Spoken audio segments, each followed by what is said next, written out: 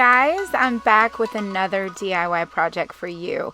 This one's going to be a little bit different. It's going to be super simple, easy, fun, and I am using these fairy garden, I guess, shelf setters. They could go in the garden, they can go inside, but I love the colors from them, but they just did not go with my decor, and I could totally see a vision for them.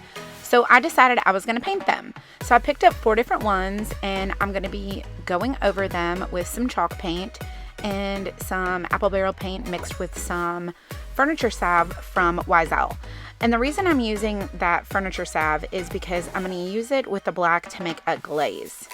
So all you're going to do is choose a paint of your choice. And what I did discover is that for the most part, this paint will stick to pretty much anything. In fact, these pieces from the Dollar Tree from the fairy garden are actually pretty textured. And so I just used a chip brush and just pounce the paint into the plastic forms of the fairy garden. Now, I did do one already and it turned out super stinking cute. So I thought, heck, why not go ahead and paint over all these? And I did cover the fronts and the backs and the bottoms just in case you could see up and under or behind. Now you're just gonna coat this one time. At least that's what I did. I coated it one time and then I used my heat gun to dry them, but I could still see a little bit of color coming through, and I really didn't want to see any of the bright colors. So I will be honest, I did just take a little bit of paint on my brush and go over them with like a second coat, but not a full coat like I did the first one. So you're just going to cover all of your little plastic fairy garden figurines. Maybe that's the best word to describe them. They're like figurines, but I love these. I think they turned out so cute. And I know that you could probably get these right now, especially this time of year, in your garden section of your Dollar Tree. And again, I'm not a fan of, I don't want to say I'm not a fan of shopping at the high-end stores or places like Hobby Lobby or Home Goods. I actually thoroughly love those places, but I actually really love making my own decor. So I figured this is going to be a super cute project. It's going to be something different you don't see in the stores, and we're just going to make over these little figurines from the Dollar Tree, and they're so cute. They just have that farmhouse kind of boho feel, and that's exactly what my style is.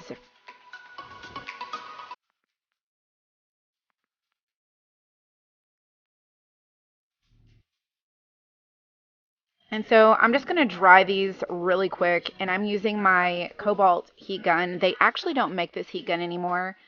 They do battery packed tools now, so you can't get this one, but I will link up an alternative for you. But I just went over them in the temperature 120, and then as you can see, like I said, I'm just going to spot cover them with a light coat of paint.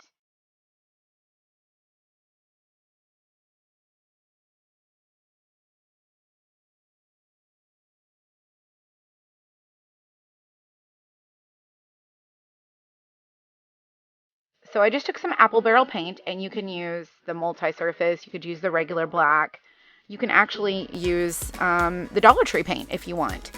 And then I did not have a glaze that was black. I had like an antique glaze from Waverly, and I really didn't want to use it, and I wanted to really add some chocolatey colored black to it. Maybe not chocolate, but charcoal. And so I'm just going to dry brush over all of these figurines from the Dollar Tree. And I'm using my craft paper to kind of be a surface. Some people use a paper plate. You can use a coffee filter. But for me, the paper allowed me to kind of brush over and imagine what the finish would be when I went to brush it onto the plastic.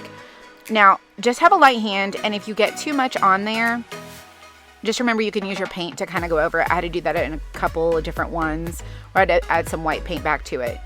But the furniture salve from Wise Owl mixed really good with this paint, and it allowed me to use it as a glaze, and it dried really well.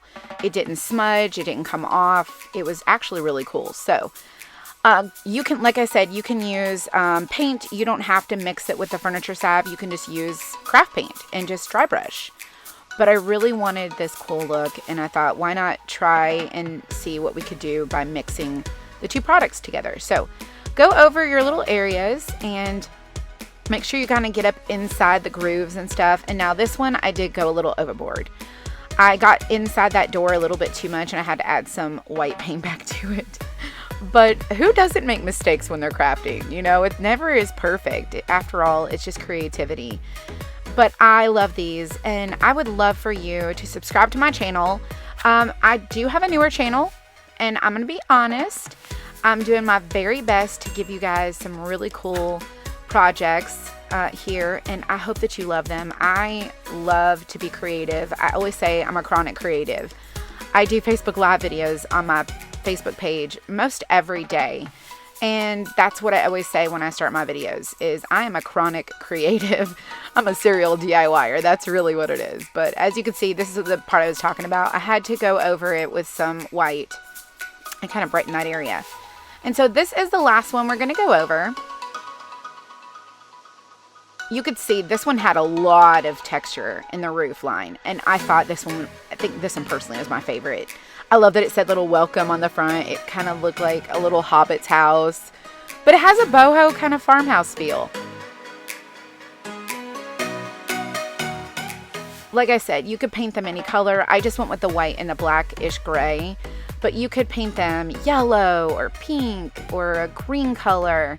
You could totally paint them different colors and do a different color combination than what they actually come from at the Dollar Tree.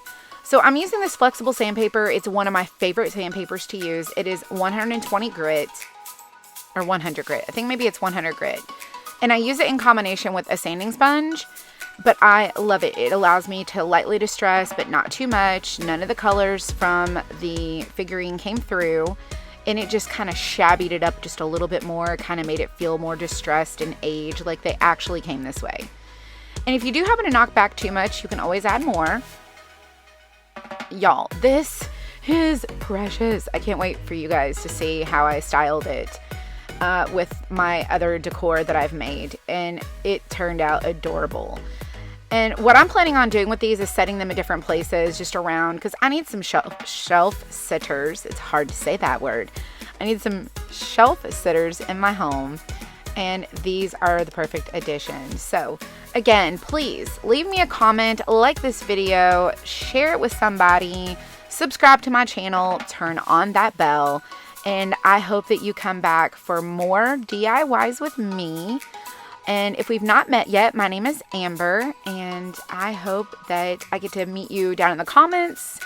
Send me a message maybe. I don't really know. Let me know if you are a DIYer like me, if you're a crafter. I would love to connect with you. So check these out, y'all. Aren't they adorable? They look totally different. So have a happy day, and I will see you on the next video.